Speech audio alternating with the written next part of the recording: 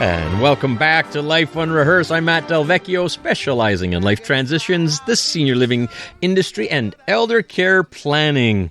All right. Many of us are guilty of letting stuff accumulate in our homes. There's boxes and items that you can't let go, and they've just piled up. It reaches a point where it controls you versus the other way around. And the issue becomes even more important for folks that are considering a move. In my world of Lianas Senior Transition Support, where we help people in their search for retirement communities and life transitions, I often get asked for recommendations of people that can help with getting rid of their stuff, as well as how to properly and effectively downsize. Well, I have just the person. That's why I'm very pleased to have Stefanie Cadou in studio with me. Stefanie's a real estate broker with Royal LePage Village, specializing in downsizing, transitioning, and assisting seniors with the sale of their home. She holds a senior real estate specialist designation. Stefanie, welcome to Life Unrehearsed. Thank you, Matt. Thanks for having me. Well, glad you are able to join me here in studio on an important topic. I've worked with you and I've seen you in action. I'm always impressed and I'm always learning with you. And I want to let's start with the downsizing aspect of things here. And it can be a stressful and overwhelming process, can't it? It can. It can, for the very same reason that people don't do lists, like Catherine expressed earlier on. People tend to procrastinate with downsizing. And the problem is that very often in my line of work, I have clients who remain in their house much longer than they should for their own well-being because they don't know to address the downsizing, and it becomes emotional. There could be 50 years of accumulation in the house. So physically, it's a lot to tackle all at once. And emotionally, these belongings that they have represent memories. It's moments with the family. It's memories from different trips around the world. So it's very hard to let go of that. Yeah, I see what you're saying. And I see that every day in my world. And I guess the pandemic hasn't helped matters either because people are staying home longer. And you and I both see it. If you can stay at home for as long as you can, great. Hopefully your health is there. But sometimes we're seeing the other aspect of things. We're hanging on a little too much. A big part of that reason is because what am I going to do with all this stuff? And it's just too much now. And I think you're bringing up a good point about the emotions and the memories as well. Now, if you do want to downsize and say sell your home or your condo, we talked previously with our other guest about decluttering. In fact, in your world, decluttering is a good first step, isn't it? It's huge. The more a house is neutral, the less stuff there is in a property, the more a buyer can picture his belongings in your walls.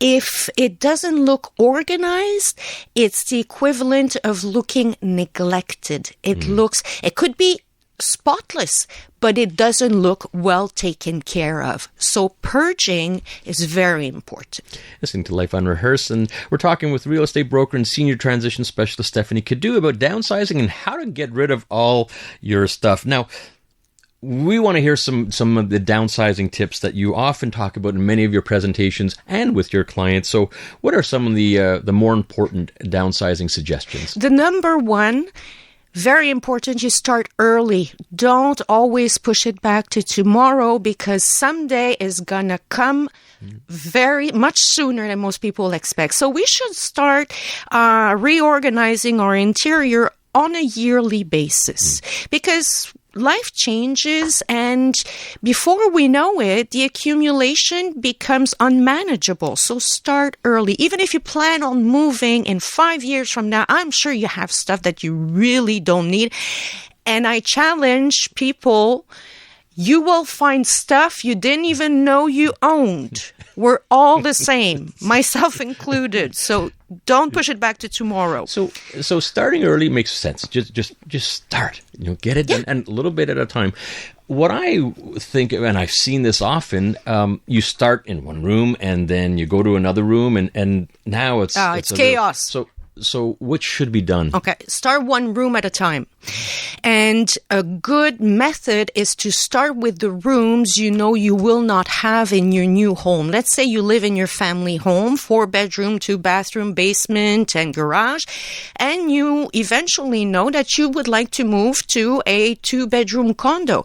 Well, you're gonna eliminate the garage, which is probably full, the basement, which is also probably full, and 2 guest bedrooms. Start with those rooms and stick to one room at a time. You make 3 piles. The yes pile because you're using it frequently. The maybe pile, not so sure if you're moving in 5 years, you can have the maybe pile. The no pile gets out of the house immediately because it's human nature. We're going to go for a break, think about what's in the no pile, and sure enough, it's going to make its way back to the yes pile. So it's a useless exercise. So you do have to get rid of the no pile immediately. Yeah, I like that. The 3 piles makes a lot of sense, and try to minimize the maybe pile, and no gets out right away. What about... again, we were talking to Catherine, and she mentioned something quite intriguing about gifting early, in terms of your list. This is very applicable in downsizing as well. Absolutely. Isn't it? Absolutely. Spread the word. As soon as you're ready to start downsizing, just talk to people, talk to your family and close friends. And I think I say family, but I'm thinking extended family and friends of friends. And you may have friends who have kids going to university who have an apartment. Your daughter may have always had her eye on a certain vase. If you don't use it, gift early. You listen to Life Unrehearsed. Matt Del Vecchio here. I'm talking with real estate broker and senior transition specialist Stefanie Cadou about downsizing and how to get rid of all our stuff. I've heard you do a talk, and you mentioned a downsizing party, which I thought was very interesting. I like this concept because it takes the sadness out of the downsizing. People tend to look at it as the end of an era. No, it's the beginning of a new one. And surround yourself with friends and family and go through the stuff, and you'll be surprised at the conversations and the laughs that event is going to trigger. I did it with my sister, my daughter, and my grandma, who was 99. And we discovered our grandmother under a completely different angle. We discovered the woman in her. We heard family stories, that the gossips to die for. It was hilarious. We had a beautiful, beautiful day. And yet we managed to get rid of a lot of stuff. I love the fact that you got your daughter involved, 3 generations, and I'm sure you, 4th generation because of your grandmother, right? So. Yep. You probably learned things about your grandmother. It wasn't your grandmother, and your daughter must have learned. Oh, things as well. She was and absolutely thought of amazing. Your grandmother, her great grandmother, as someone else now. I guess. Yes, she wasn't the old lady she always knew all her life. She saw the woman in her and the family history. So it was really a phenomenal event. I like that. Downsizing parties where it doesn't have to be necessarily a sad or a negative event. You turn that around positively. Okay, now I want to hear what we can do with all our stuff. We're going to have to head out to traffic soon, but let's tackle a couple of them, Stefanie. So where do we begin to get rid of our stuff? Okay. Well, the first thing, as I said earlier on, speak up. Because if you keep it a secret, nobody's going to know that you have things for sale or for donations, okay? So speak to your entire environment, the neighbors, spread the word, the friends, the neighbors at work, a church group, whoever, because you never know who may need something that you have and that you want to get rid of. I'm currently working with a couple. This exact thing happened to them. They got rid of the content of their house just from word of mouth. They found a neighbor who had a sister who bought a cottage, who needed furniture for the cottage. That's it. Half of the house was gone. And they got good money for it without having to go through the trouble of making ads and greeting people constantly. And they didn't even have an estate sale, and the house is empty. So word of mouth is number one. It's so important because we've seen it time and time again where, mom or dad, they want to gift their dining room set or their bedroom set to their kids, and the kids are like, no, we don't have the space for it, or it's older. And we feel for the moms and dads because they work so hard as a generation that came from nothing, and they spent a fortune on this, and the kids don't want it, and they're insulted a bit. But it's the reality, right? It's the reality. First of all, it may not be their taste, but that's it. Yeah. To each their own, The kids have their furniture. So. Already. All right. We're going to continue on with what we can do with all of our stuff with Stefanie Cadou. Welcome back. You're listening to Life Unrehearsed. Matt Del Vecchio here, and I'm talking with real estate broker and senior transition specialist Stefanie Cadou about downsizing and how to get rid of your stuff. All right, Stefanie, we started briefly about how to get rid of it. You talked about, first and foremost, speak up. Talk to your family, talk to your friends, extended friends, neighbors. All right, beyond speaking up, what else could we do to get rid of our stuff? Well, it is summer in Montreal, so guess what? It's garage sale season, so no more excuses. We have the weather that allows us to get rid of a lot of stuff. And let's face it, garage sales will never make you a millionaire. You are not going to get much money out of it, but you can get rid of a lot of things. And the end of the garage sale is the equivalent of the no pile. You don't put the items that haven't sold back in the garage. It goes in the donation bin. Okay. You can also do estate sales, but those are more invasive because your house is turned into a thrift shop. So you have strangers walking through your house and looking at your items. Ideally, you would have to be moved out for the weekend to do an estate sale. Then there's social media. So there's plenty of groups on Facebook. There are websites like Garage Sales, Marketplace, Kijiji. But I would like to bring something to your attention when it comes to that. There are certain areas in malls or even some McDonald's that do have some drop-off parking lot with cameras. Okay. So if it's not a big item, I recommend meeting the potential buyer in a public place for safety. Safe zones. For sure. And if it's a big item like furniture that you cannot move, make sure you're not alone at home when the buyer comes to see the unit. Just better safe than sorry. So I always mention that to my clients. Listening to Life Unrehearsed, Matt Del Vecchio, and talking with real estate broker and senior transition specialist Stefanie Cadou about downsizing and how to get rid of all our stuff. And social media, Facebooks of the world are getting more and more popular, especially if you need some of your stuff to be picked up. Now, donations are really big, aren't they, Stefanie? They are. So give us some examples of where we can donate our stuff. Well, there's Nova, that's very well known in the West Island. There are the Renaissance centers. There are also some associations that do pick up from your home. So that's ideal for someone who doesn't have access to a car or for bigger items. So you can contact, for instance, Welcome Collective, who works with refugees. You have L'Entraide Les Amis de Montréal that does pick up also. There is a Facebook page called Meubles Montreal. So you could also look at them. And I have a list here. I have Le Chaînon. I have Eco Centers. There's Entraide Diabétique du Québec. I know that they pick up clothes. So you can leave your bags of clothes in front of your door and they'll come and pick it up.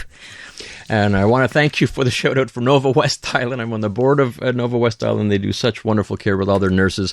And those thrift shops are a big contributor to subsidizing and the raison d'etre for Nova West Island. So thank you for mentioning them. And I guess now we got to throw it out. So that's what, 1-800-GOT-JUNK? We just come and pick it up and... Yes, but I'm gonna vote for a colleague of mine, Eco Collect. It's a local company. They come to your house with 2 trucks. The first truck is for items to be donated so that are still in very good conditions, and they know every single association and charity in the neighborhood, so they will dispatch the goods themselves. And the other truck is for things to be discarded. And let's face it, what you're not keeping, what you cannot give away, what you cannot sell, got to discard it. We got to let it go at one point. Yeah, and that's sometimes the toughest part, but the way you've just described it, you're right. You've tried everything else possible, and I would imagine, and I know I've seen it, there has to be a sense of relief after you've gone through the process. You don't like starting the process or when you're in it, but you must feel like a load off your shoulders. It is very, very liberating, and I'm going to give you a stupid example. Our neighbor had to redo his garage slab. Okay. And obviously, to redo the slab, you got to empty the garage. He said, I feel so good. I've achieved a masterpiece. He was so happy because he had stuff and junk for 10 years with young teenagers. So he still had baby stuff. The kids are 16 now. So he got rid of it all, and he was very proud of himself. Listening to Life Unrehearsed, Matt Delvecchio here, and talking with real estate broker and senior transition specialist Stefanie Cadou about downsizing and how to get rid of all our stuff. Now, while I have you here in studio, Stefanie, we only have a few minutes left, but you do a lot about going into homes prior to them being sold and giving them some really good ideas to maximize the value of their home. So I'd like to quickly just go over a few of those little tips that you give to individuals, couples, seniors, families about what you can do to maximize the value of your home. Well, we talked about decluttering because it has to look maintained and organized. The number one that people will notice when they walk in a house is the cleanliness. Nobody wants to move into other people's mess. So we have to present a product that is super clean and pay attention to small details, doorknobs, light switches, the grout in the bathroom and the kitchen.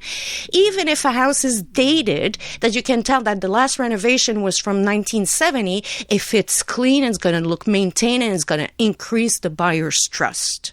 So clean. Make sure it's clean and makes sense. And just not knowing the answer, that's what I was thinking right off the bat. It's got to be clean. It's got to be clean. Now, I often, I'd love to get your opinion on this. You know, you're walking through a potential home and you see that wall of fame of all the pictures in the hallways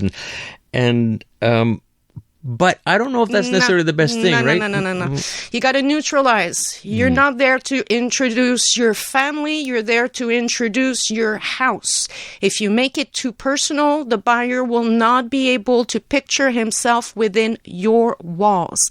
We have to turn the home back into a house. And this is something that a lot of people struggle with. I can't count the times that I'm told, I don't recognize my home. It's not your home anymore. You're selling it. It's a house. So making it neutral colors, no family pictures all over the place. Try to say as little as possible about you and your family.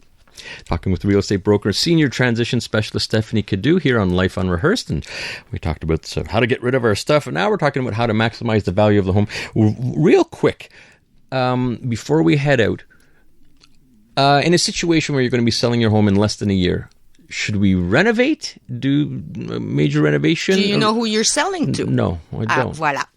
Renovations are based on two things: personal taste, personal lifestyle. Maintenance is key. If something is broken, fix it. If something is stained, wash it. But renovations are purely personal. You don't know who you're selling to. How can you know what their taste is? So they may renovate your renovation. Exactly. Yeah. So best to repair. You absolutely. Keep the bones. For short term, if you plan on selling in 5 years and you dream of your new kitchen, go ahead, enjoy. I'll come to the party. But short term, not worth it. All right. Well, thank you very much, Stephanie. Really appreciate your words of advice here. How can people reach you? Well, you can go on my website, which is movingsenior.ca, or give me a call at 514-885-3524. All right. Well, thank you very much. Stefanie Cadou, a real estate broker and senior transition specialist with Royal LePage Village. Thank you for tuning in to Life Unrehearsed. And special program note, this will be the last show before I head into a summer break, and Life Unrehearsed will not be aired in July and August, but I'll be back in September. Always grateful to you for your positive feedback and suggestions for topics to discuss. Thank you for your loyalty, and thank you for listening. And many thanks to our technical producer, Dan. Great job today. I'd like to wish everyone a wonderful summer. I love you oh so much. Ladies and gentlemen, pair up, pair up.